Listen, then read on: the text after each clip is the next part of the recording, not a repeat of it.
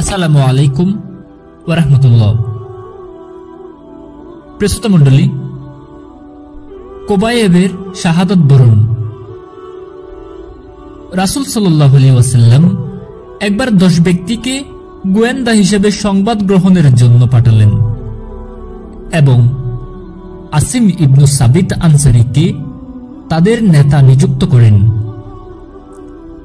যিনি আসিম ইবনু উমর ইবনুল কাত্তাবের নানা ছিলেন।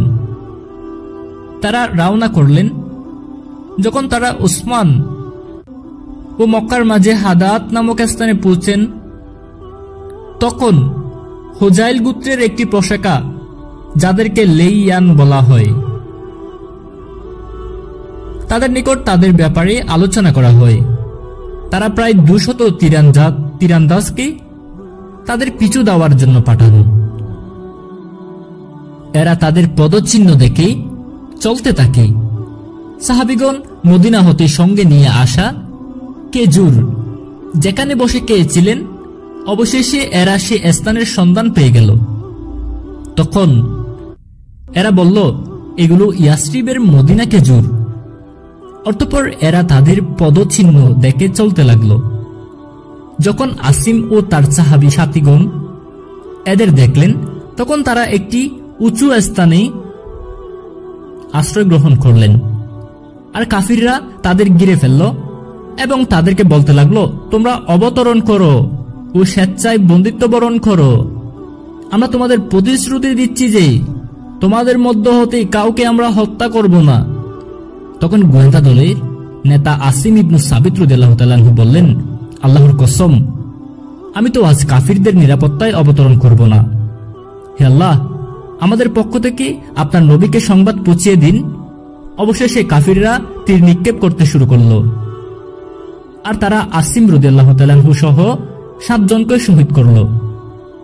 অতঃপর অবশিষ্ট 3 জন কোয়াইব আনসারী, যায়েদ ইবনু দাসিনা রাদিয়াল্লাহু তাআলা আনহু ও অপর একজন তাদের দেওয়া প্রতিশ্রুতি ও অঙ্গীকারের উপর নির্ভর করে তাদের নিকট অবতরণ করলেন। যখন কাফিররা তাদেরকে আয়ত্তে নিয়ে নিল, তখন তারা তাদের ধনুকের রশি খুলে ফেলে তাদেরকে বেঁধে ফেলল। যখন তৃতীয় জন বলে উঠলেন, গোড়াতেই বিশ্বাসঘাতকতা, আল্লাহর কসম, আমি তোমাদের সঙ্গে যাব না। যারা শহীদ হয়েছেন আমি তাদেরই পদাঙ্ক অনুসরণ করব। ফলে তারা তাকে টেনে হিঁচড়ে তাদের সাথে নিয়ে যাওয়ার চেষ্টা করল, কিন্তু তিনি যেতে অস্বীকার করলে কাফিররা তাকে শহীদ করে ফেলে এবং কোয়াইব ইবনু দাসিনাকে নিয়ে চলে যায়। অবশেষে তাদের উভয়কে মক্কায় বিক্রয় করে ফেলে। এটা বদর যুদ্ধের পরের কথা। তখন কোয়াইবকে হারিস ইবনু আমিরের পুত্রগণ ক্রয় করে নেয়। আর বদর যুদ্ধের দিন কোয়াইব রাদিয়াল্লাহু তাআলা আনহু হারিস ইবনু আমিরকে হত্যা করেছিলেন। কোয়াইব রাদিয়াল্লাহু তাআলা আনহু কিছুদিন তাদের নিকট বন্দী থাকেন। ইবনু শিহাব রাহমাতুল্লাহ আলাইহি বলেন, আমাকে উবাইদুল্লাহ ইবনু ইয়াজ অবহিত করেছেন। তাকে হারিসের কন্যা জানিয়েছেন যে যখন হারিসের পুত্রগণ কোয়াইব রাদিয়াল্লাহু তাআলা আনহুকে শহীদ করার সর্বসম্মত সিদ্ধান্ত নিল, তখন তিনি তার কাছ থেকে কৌর কার্য সম্পন্ন করার উদ্দেশ্যে একটি কুর দাঁড় চাইলেন। তখন হারিসের কন্যা তাকে একখানা কুর দাঁড় দিল।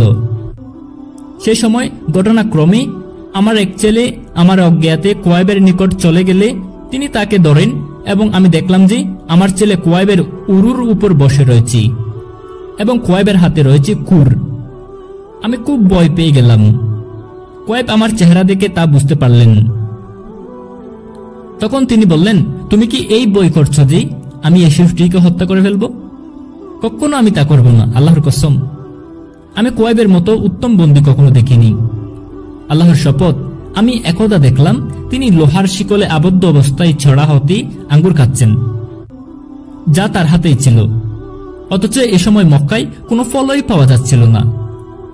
হারিসের কন্যা বলতো, এই তো ছিল আল্লাহ তাআলার পক্ষ হতেই প্রদত্ত জীবিকা, যা তিনি কোয়াইবকে দান করেছেন। অতঃপর তারা কোয়াইবকে শহীদ করার উদ্দেশ্যে হারামের নিকট হতেই হিল্লের দিকে নিয়ে বেরিয়ে পড়ল।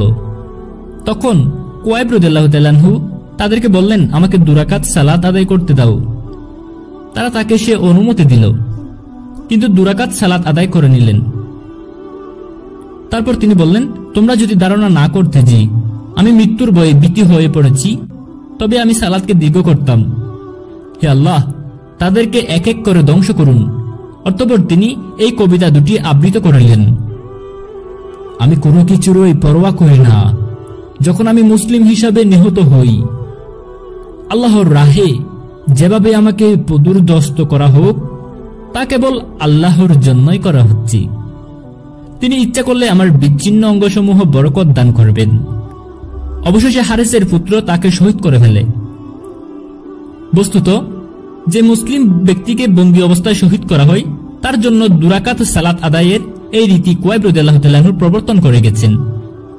যেদিন আসিম রাদিয়াল্লাহু তাআলা আনহু শাহাদাত বরণ করেছিলেন, সেদিন আল্লাহ তাআলা তার দোয়া কবুল করেছিলেন। সেদিনই আল্লাহ রাসূল সাল্লাল্লাহু আলাইহি ওয়াসাল্লাম তার সাহাবীগণকে তাদের সংবাদ ও তাদের উপর যা যা আপতিত হয়েছিল সবই অবহিত করেছিলেন।